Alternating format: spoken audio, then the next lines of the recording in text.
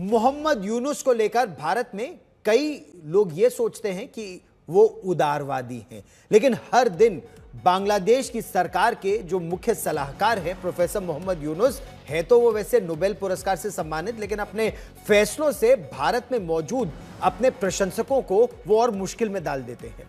भारत के उत्तर पूर्व राज्यों को आजाद कहने का पाप वो पहले ही कर चुके हैं। मोहम्मद यूनुस पाकिस्तान की गोद में जाकर बैठ गए थे। सारे फैसले कहा यह जा रहा है आईएसआई और जमायते इस्लामी जैसे कट्टरपंथी संगठन ले रहे हैं। साफ संकेत अब यह मिलने लगा है कि पाकिस्तान की प्रयोगशाला बनता जा रहा है बांग्लादेश।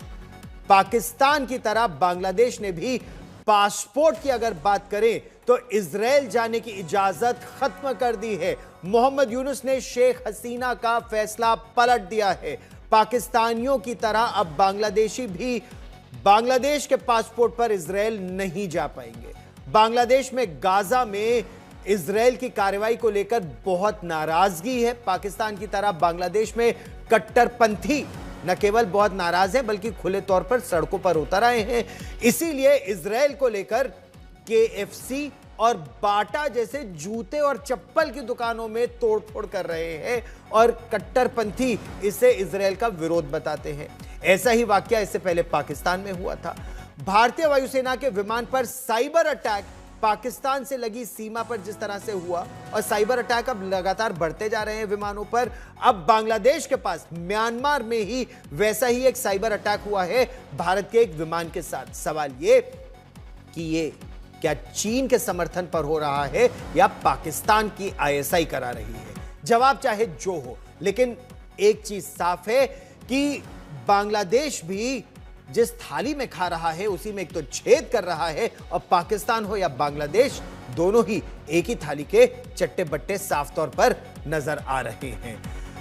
दरअसल बांग्लादेश ने अपने नागरिकों के इजराइल की यात्रा करने पर पूरी तरह से उस पर प्रतिबंध लगा दिया है। मोहम्मद यूनुस के नेतृत्व वाली अंतरिम सरकार ने इसके लिए पासपोर्ट में परिवर्तन भी कर दिया है। सरकार ने पासपोर्ट में इजराइल को छोड़कर क्लॉज जोड़ दिया है। इसका मतलब यह है कि बांग्लादेश का जो पासपोर्ट है वो इजराइल की यात्रा के लिए अब वैध नहीं होगा। ऐसे में बांग्लादेशी पासपोर्ट धारक इजराइल की यात्रा कर ही नहीं सकते। यूनुस सरकार के इस फैसले की वजह से बांग्लादेश में बीते कुछ समय से हो रहे इजराइल विरोधी उग्र प्रदर्शनों को माना जा रहा है। बांग्लादेश के पासपोर्ट पर इजराइल को लेकर लिखा यह है, ये जो वाक्य है वैसे तो ये 2021 से पहले भी होता था, लेकिन मोहम्मद यूनुस को शेख हसीना का एक और फैसला पलटने वाले नेता के रूप में अब देखा जा रहा है। पाकिस्तान खुद को मुस्लिम देशों का सबसे बड़ा नेता बताता है, इसीलिए गाजा में मुसलमानों पर इजराइल के हमलों और रवैये का पाकिस्तान हमेशा से ही आलोचक रहा है। यह अलग बात है कि पाकिस्तान की भी एक बड़ी टीम अभी इजराइल घूम कर आई है। इजराइल की खातिरदारी उन्होंने कबूल ली, लेकिन कहा यह जाता है ना, मुफ्त का पैसा तो पाकिस्तानियों को वैसे ही हलाल होता है। खैर, दुनिया में अब उसके नागरिक यानी बांग्लादेश के नागरिक इजराइल के सिवाय कहीं भी जा सकते हैं। अब उसी की यही नीति पर मोहम्मद यूनुस भी उन्होंने चलने का फैसला कर लिया है।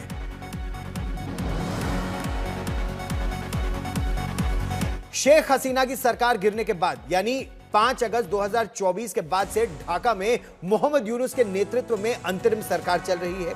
हालांकि बांग्लादेश की स्थिति लगातार नाजुक बनी हुई है और अब एक नई अराजकता पैदा होने का खतरा वहां बढ़ गया है। और इसकी क्या वजह है?